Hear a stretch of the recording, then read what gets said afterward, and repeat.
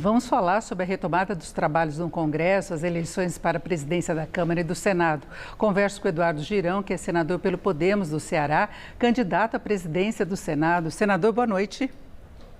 Muitíssimo boa noite, Denise Campos de Toledo. Mais uma vez aqui com vocês na Gazeta. Estamos aqui à disposição diretamente de Brasília, do Senado Federal.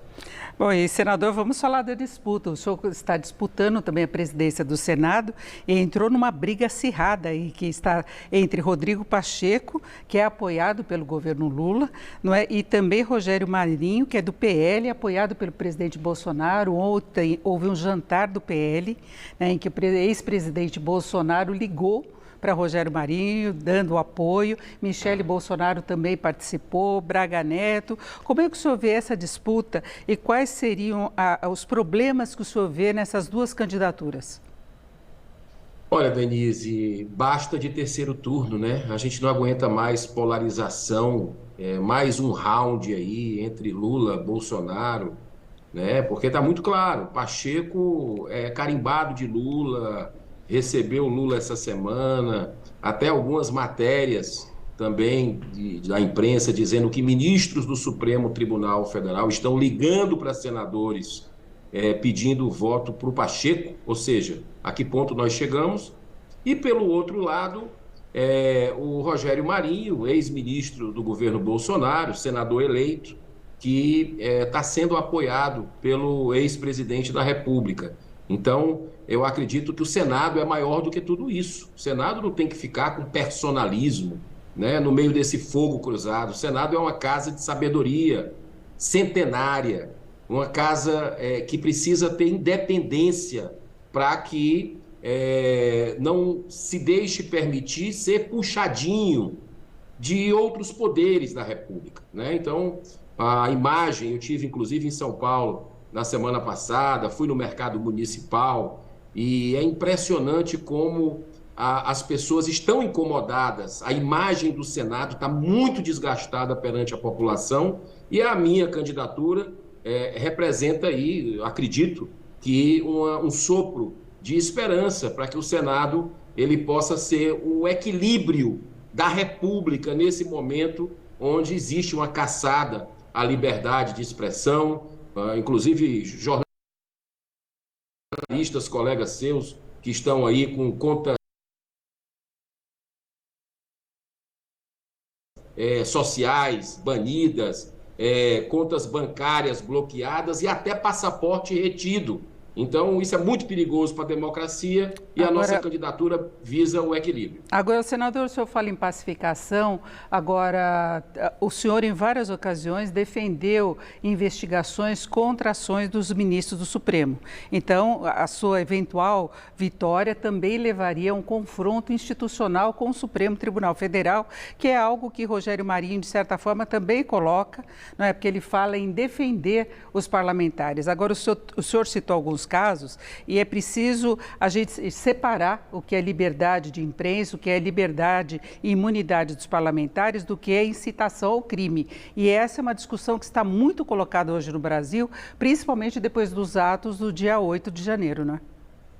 Claro, os atos do dia 8 de janeiro têm que ser repudiados, tem que se buscar responsáveis por ação ou omissão, sejam de direita, sejam de esquerda ou de eventuais infiltrados, ou até do governo, que já tinha assumido o governo Lula e que informações da ABIN, que foram publicizadas por vários veículos de comunicação, mostram que dias antes o governo sabia que o objetivo dos atos era a destruição das instituições aqui na Praça dos Três Poderes. Por que o governo não agiu, né? Inclusive, eu acionei a PGR nesse sentido, buscando respostas. Agora, a gente não pode, em nome de uma democracia, achar que podemos desrespeitar a nossa Constituição, Denise. A nossa Constituição é clara, o devido processo legal precisa ser respeitado.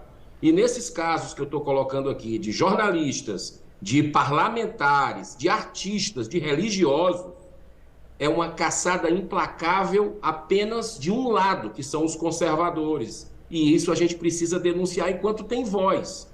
Porque se o Senado não se levanta, daqui a pouco o que é que adianta a gente estar aqui cumprindo o nosso dever? Porque o Senado, e aí não sou apenas eu, são 80 senadores mais, precisa cumprir o seu dever constitucional. Não é absolutamente um confronto entre poderes. Me permita discordar, né? É o que está na Constituição.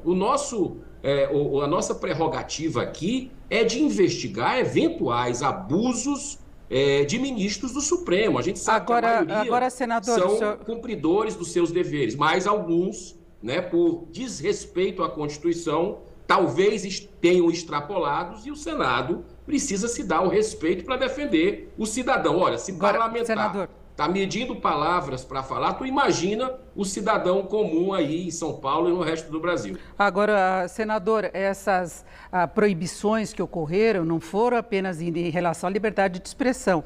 Nós tivemos fake news, inclusive em relação à vacinação, desde a época da pandemia. Se não fosse uma atuação firme nesse sentido, se espalharia mentiras para a população, comprometendo inclusive o controle da doença. E agora nós tivemos discussões em relação à segurança das urnas, a segurança do sistema eleitoral brasileiro, o resultado das eleições e depois o estímulo a invasões dos poderes, inclusive invasão no Congresso. Então, diz respeito ao Congresso, diz respeito ao Judiciário, diz respeito ao governo federal, ou seja, as instituições brasileiras. Agora, o senhor está sofrendo pressão de vários lados aí para que desista da sua candidatura. E hoje nós tivemos agora o recém-eleito senador Sérgio Moro, que mesmo enfrentando um processo do PL, declarou apoio a Rogério Marinho, porque ele quer fazer uma frente, ele defende uma frente contra o governo Lula. Não é? Como é que o senhor vê a posição de Sérgio Moro especificamente? PSDB também declarou essa votação em Rogério Marinho. Olha, não cabe a mim julgar a posição dos senadores, cada um vota como quiser. Eu sou um defensor do voto aberto, da transparência total, que a sociedade saiba em quem a gente está se posicionando nesse momento de decisão, Denise, que vai repercutir na geração dos nossos filhos e netos. São por gerações. Então, eu acredito muito que amanhã nós vamos colocar nossas propostas, né, de forma como o fim do foro privilegiado, a questão da prisão em segunda instância, o corte no privilégio de próprios senadores, que eu defendo, que a gente tem aqui uma economia nesses 5 bilhões de reais gastos do contribuinte. Por exemplo, não sei se você sabe, senador tem direito a carro com motorista aqui em Brasília, tem direito a plano de saúde vitalício, né? Tem direito a auxílios, mudança, uma série de coisas. E na Câmara foi duplicado o auxílio moradia, aumentou também a verba para combustível, para passagem aérea. Então é o Congresso de modo geral, e aí entra naquela questão que o senhor falou de perda de credibilidade, não é? Isso, a gente precisa dar o exemplo tem que vir de cima, né? Então, quando a gente vê, por exemplo, a democratização aqui do Senado, né? Não é o clube dos amigos do rei que vai poder colocar projetos para votar no plenário. Na minha gestão, né, se assim os colegas quiserem, eu vou colocar, me comprometi com eles, um projeto de cada senador para votar no plenário. Isso, inclusive, era uma proposta antiga do senador Regufe, que já inclusive disputou essa presidência em 2019. Então, o objetivo da gente, independente se seja PT, se esteja PL, PSDB, é que o senador que se comprometeu na campanha com o seu eleitorado de cumprir certas propostas, certas ideias, que ele possa ter o direito de colocar no plenário para votar. Não quer dizer que vai ser aprovado, ele vai ter que convencer os demais pares. Então, eu gostaria de fazer sempre com base no diálogo. Quem me conhece sabe. Diálogo, equilíbrio, mas também firmeza na defesa da democracia e da liberdade de expressão. É isso, ouvimos o senador Eduardo Girão, senador pelo Podemos do Ceará e candidato à presidência do Senado. Senador, mais uma vez, obrigado e uma boa noite. Muito obrigado, Denise. Parabéns pelo trabalho independente, que o nosso povo, que está triste hoje, está cabisbaixo, está com medo de se expressar, que volte a ter a alegria, que é a tradição do brasileiro. Muita paz. Obrigada, senador. Com você.